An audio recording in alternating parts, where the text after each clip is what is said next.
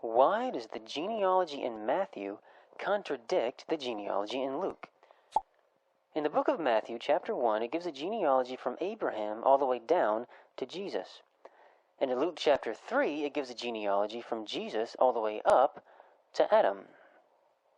In Matthew chapter 1, it says that Jacob begot Joseph, the husband of Mary, of whom was born Jesus, who is called Christ. It says here that Jacob begot Joseph, which would mean that Jacob is the father of Joseph. However, in Luke chapter 3, it says that Joseph was the son of Heli, which would mean that Heli is the father of Joseph. So in Matthew chapter 1, it says that Jacob is the father of Joseph, but in Luke chapter 3, it says that Heli is the father of Joseph. So one book says that Jacob is the father, the other book says that Heli is the father, so the question is who's the father? Is Jacob the father, or is Heli the father, or are Jacob and Heli the same person? Well, they can't be the same person because Jacob's father is Methan, Heli's father is Methat. They have different fathers. They have different grandfathers. They have different great-grandfathers. They have different great-great-grandfathers. They have different genealogies. So how could Joseph have two different fathers with two different genealogies? Well, there's a 4th century historian by the name of Eusebius who explains this supposed discrepancy in the genealogy of Christ.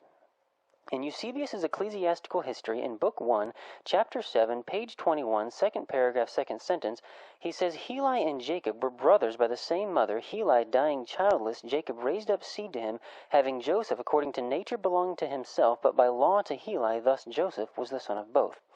According to Eusebius, Jacob and Heli were brothers. In Deuteronomy 25:5, it says, If brothers dwell together, and one of them dies and has no son, the widow of the dead man shall not be married to a stranger outside the family. Her husband's brother shall go into her, take her as his wife, and perform the duty of a husband's brother to her. And it shall be that the firstborn son which she bears will succeed to the name of his dead brother, that his name may not be blotted out of Israel. Basically what this scripture verse is saying is that when a man and a woman get married without having any children, and then something happens and the man dies childless, his widow must not marry outside the family, but rather her husband's brother shall take her and marry her and fulfill the duty of a brother-in-law to her, and the first son that she gives birth to shall carry on the name of the dead brother, even though the living brother is the one who begot the child. The child still must be recognized by law as the son of the dead brother, so that his name is not blotted out from Israel. In the book of Matthew, it says that Jacob begot Joseph.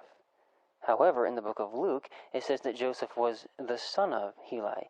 Eusebius points out here that Luke entirely omits the expression he begot because it's not possible for two different men to have begotten the same child. However, it is possible for one man to have begotten the child while the child is recognized by law as the son of another man, according to the law of Deuteronomy 25:5. And according to the history handed down by Eusebius, this is exactly what happened. Jacob was the living brother, and Heli was the dead brother. Heli and Jacob were brothers by the same mother. Heli, dying childless, Jacob raised up seed to him, having Joseph according to nature belonged to himself, but by law to Heli, thus Joseph was the son of both. The question is, though, how could Jacob and Heli be brothers, when Jacob's father is Methan and Heli's father is Methat? They have different fathers. They have different genealogies. So how could Jacob and Heli possibly be brothers? Well, Eusebius explains that Methan, whose descent is traced to Solomon, begot Jacob. Methan dying, Methat, whose lineage is traced from Nathan, by marrying the widow of the former, had Heli. Hence Heli and Jacob were brothers by the same mother. If you didn't quite catch all that, then let me quickly illustrate what's being said here. According to Eusebius, Methan, whose lineage is traced to Solomon, married a woman by the name of Esther. They together had a son named Jacob. Then something happened to where Methan died. However, since Methan had a son to carry on his name, his widow is free to marry outside the family, and that's exactly what she did.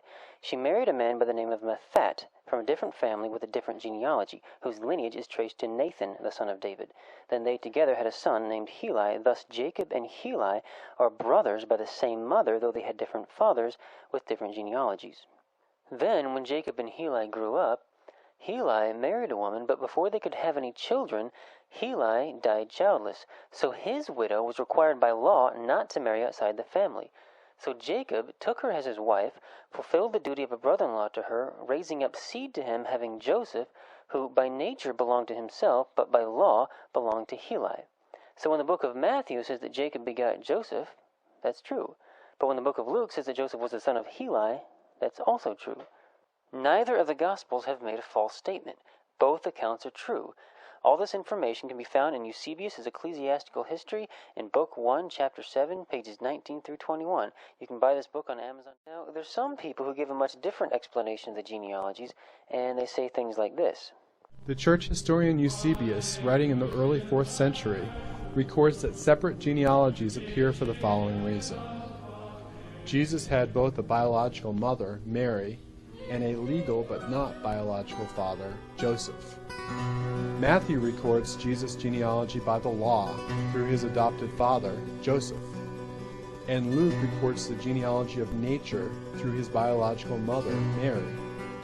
According to Eusebius' Ecclesiastical History, Julius Africanus, a 3rd century church father, explained this alleged contradiction in his letter to Aristides. According to this guy, the genealogy in Matthew is that of Joseph, and the one in Luke is of Mary, which would mean that when the book of Luke says that Joseph was the son of Heli, what it means is that Joseph is the son-in-law of Heli, which would mean that Heli is the father of Mary, and Joseph married his daughter.